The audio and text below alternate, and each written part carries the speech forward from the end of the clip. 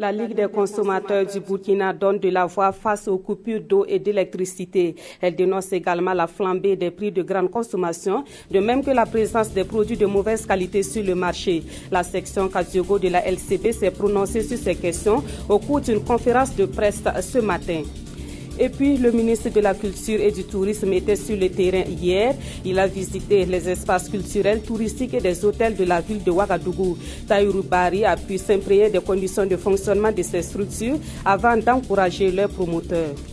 Voilà pour les titres de ce 13h15 sur la RTB. Bonjour à toutes et à tous.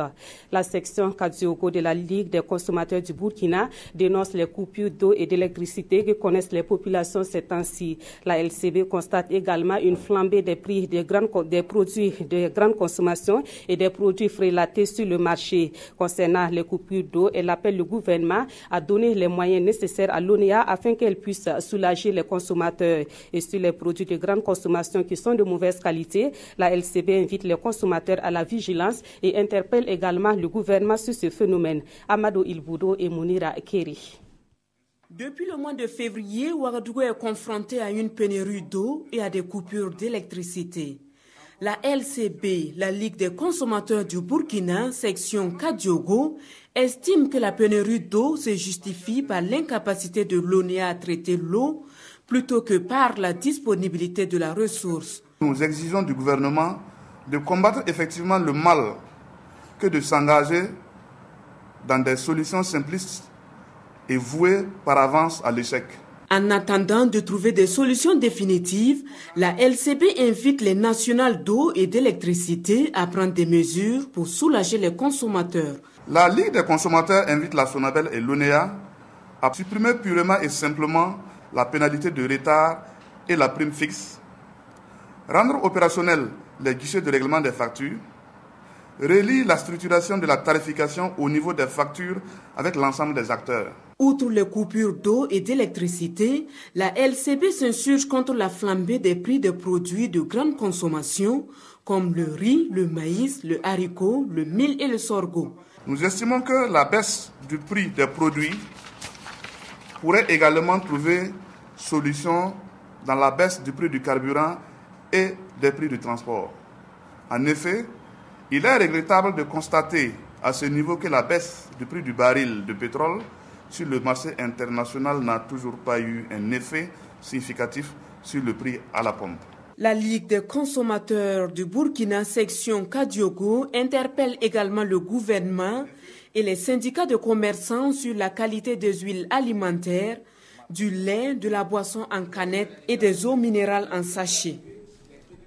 Et comme il a été dit, le déficit énergétique est une réalité vécue ces temps-ci par les populations. Et pour combler un tant soit peu ce déficit, une nouvelle entreprise se lance dans la promotion de l'énergie solaire au Burkina. Cette entreprise, c'est Sahilia Solar, basée à Ouagadougou. Et pour augmenter ses offres en énergie solaire, cette entreprise a signé un contrat avec une société allemande d'équipement photovoltaïque. Issa Kawedrogo, Bouma Ernest Nebi. Sahilia Solar est une entreprise spécialisée dans l'installation de l'énergie solaire au Burkina. Pour augmenter ses offres et améliorer la qualité de ses services, elle signe un partenariat avec ESMA, une société allemande leader dans la fabrication et la vente des équipements photovoltaïques. ESMA s'est engagé à former Sahilia Solar pour mieux connaître leurs produits, pour mieux connaître le dimensionnement et l'ingénierie des produits et pouvoir assister localement les entreprises ici. Donc en fait, il y a beaucoup d'avantages qui dépassent largement le cadre de notre entreprise. SMA, c'est la plus grande entreprise du monde et ils ont 60% de part de marché.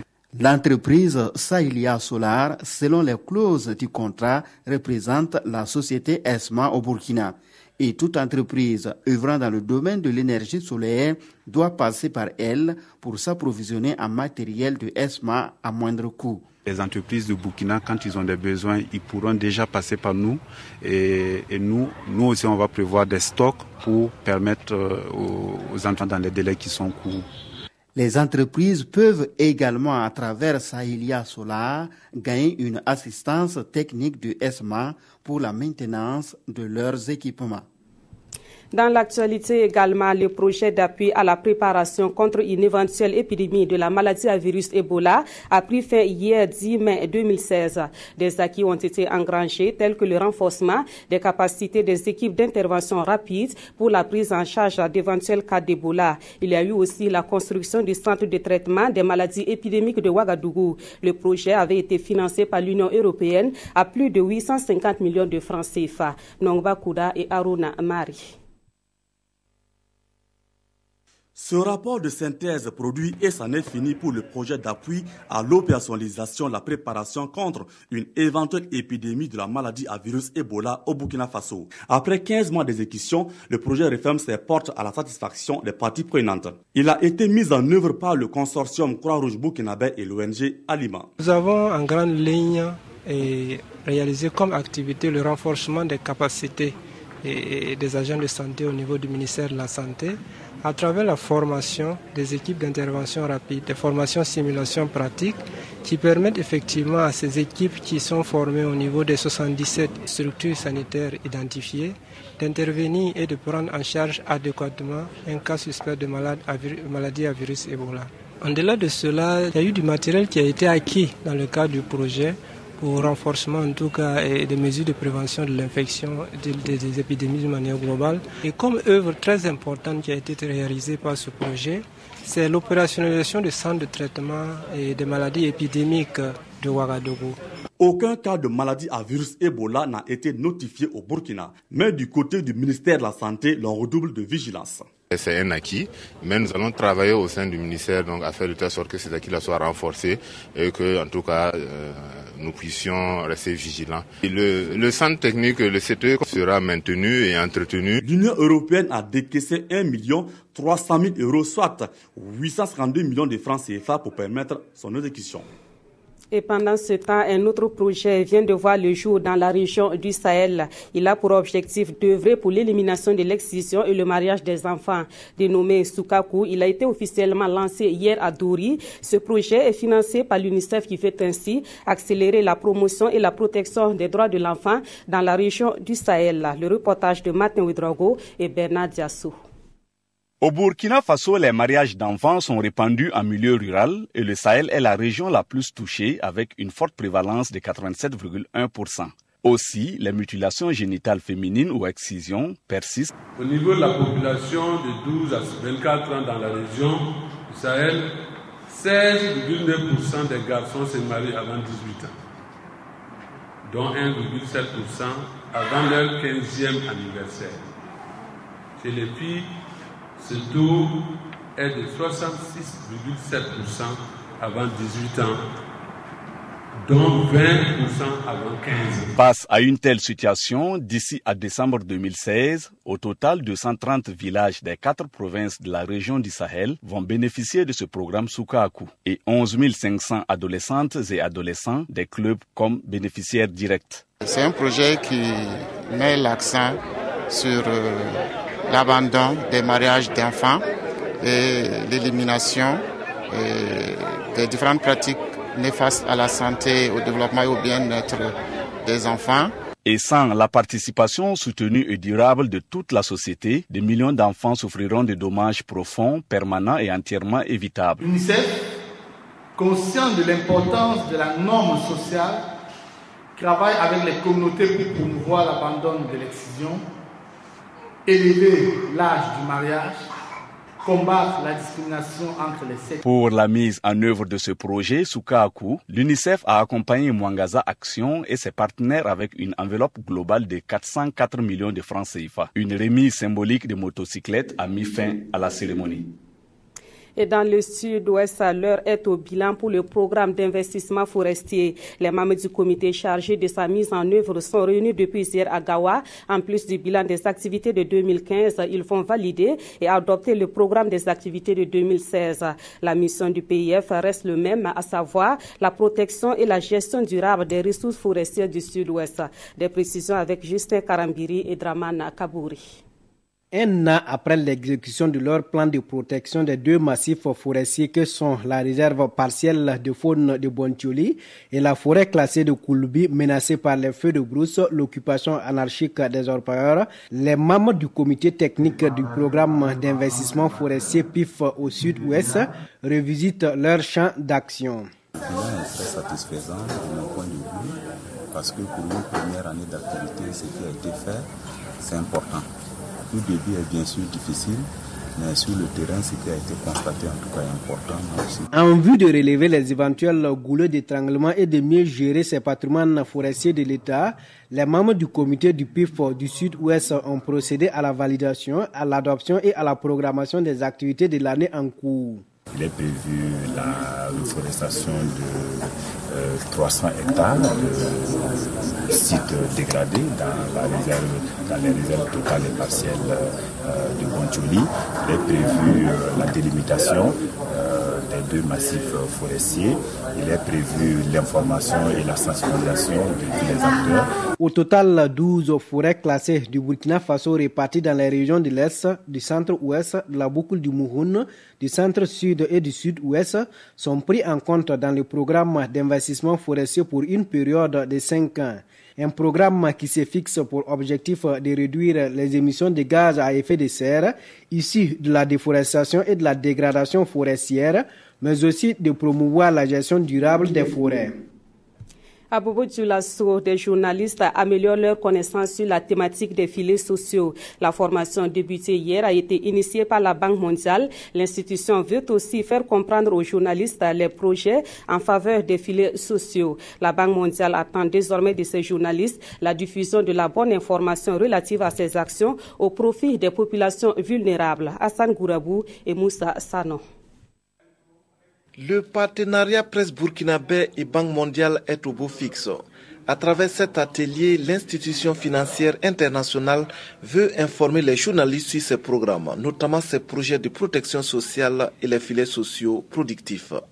C'est un thème extrêmement important au gouvernement et aussi à la Banque mondiale parce qu'il permet, à travers les mécanismes de financement innovants, d'atteindre les populations les plus vulnérables et de s'assurer que les pauvres sont pris en compte dans les programmes sociaux et surtout de s'assurer que ceux qui sont tout juste au seuil de la pauvreté ne retombent pas dans une pauvreté absolue. À l'issue de cet atelier, la Banque mondiale attend des journalistes qu'ils puissent mieux relayer la bonne information sur les filets sociaux. Par exemple, s'il y a une malversation, le rôle de la presse, ce n'est pas de jeter la pierre, c'est de chercher la bonne information, c'est d'éclairer la lanterne de tout le monde et de préparer l'opinion publique à comprendre pour que cela ne se reproduise pas. Donc c'est toute une chaîne d'actions qui peuvent mener. Et la Banque mondiale, en organisant cet atelier, espère offrir aux journalistes les outils nécessaires pour bien informer les populations sur ces projets de protection sociale et les filets sociaux notamment. Autre point de l'actualité, hier, le ministre de la Culture et du Tourisme a visité des espaces culturels et touristiques et des hôtels de la capitale burkinabé. Objectif de cette sortie, s'enquérir des réalités de fonctionnement de ces structures. Le ministre Tahirou Barry a aussi exprimé son soutien et ses encouragements aux promoteurs de ces structures. Nous suivons la visite avec Salif Belem et Oumou Sissi. Le film 2000 générations d'Africains de Gaston Kaboré, projeté ici à l'Institut Imagine pour accueillir le ministre Tahirou Barry et sa délégation. La dernière trompette, l'espace Gambidi, le parc Bangrewego et les hôtels Ouaga Beach et Sopatel Silmandé ont également reçu la visite du ministre. Le temps d'un après-midi, il est allé s'enquérir du fonctionnement de ces espaces et entreprises culturelles et touristiques. J'ai été édifié. J'ai été émerveillé et je crois qu'il faut saluer l'effort de tous ces hommes, de toutes ces femmes qui se battent chaque jour pour faire avancer notre potentiel culturel et touristique. Des promoteurs satisfaits de la visite de leur ministre de tutelle. Ils ont saisi cette opportunité pour aborder avec lui les problèmes qui minent le secteur. C'est toujours des moments privilégiés pour nous d'expliquer au ministre ce que nous faisons et les difficultés que nous pouvons avoir. Donc en cela, c'est une très belle visite que nous avons été en tout cas ravis d'organiser. Nous espérons aussi que derrière, il aura les moyens de donner les appuis nécessaires pour que le travail puisse se poursuivre.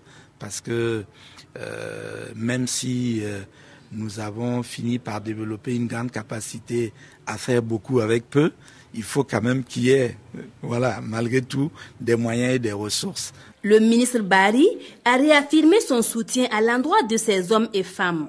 Il promet être à leur côté pour relever les défis de l'innovation et de la compétitivité.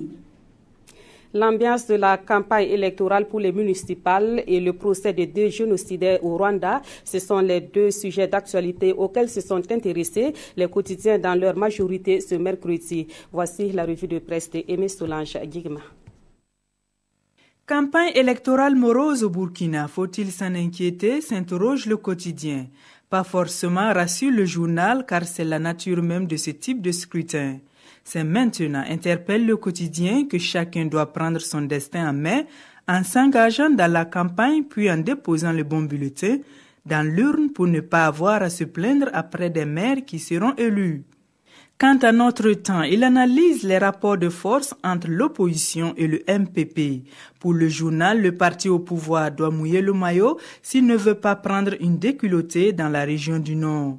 Il félicite par ailleurs les leaders de l'opposition qui ont su développer une stratégie pertinente de survie politique sur le terrain, à l'image de la coalition du CDP, de l'ADF-RDA, de l'UPC, de la NAFA et bien d'autres pour prendre la mairie de Wayouya. Il reste maintenant à voir si toutes ces stratégies vont porter du fruit le 22 mai prochain dans les... Enfin, que meilleur gain, conclut Yiteka du journal Le Soir. À l'international, 2 anciens maires Hutus comparaissent pour leur participation présumée au génocide rwandais, rapporte Sidoya. Il s'agit de Octavien Ngezi et de Tito Barahira, qui d'ailleurs face à la justice française nient les faits, indique Le Soir. Étaient-ils des bourreaux, s'interroge l'observateur Palga. On le saura à l'issue des 8 semaines que doit durer le procès, qui pour le pays est un procès pour l'exemple. Le pays reste tout de même heureux de constater que plus de 20 ans après les faits, la traque des génocidaires du Rwanda se poursuit. Heureux également si ce procès peut aider à assainir les rapports France-Rwanda, renchéris aujourd'hui au Faso. Et c'est la fin de cette édition. Merci de l'avoir suivi. Très bon après-midi à toutes et à tous.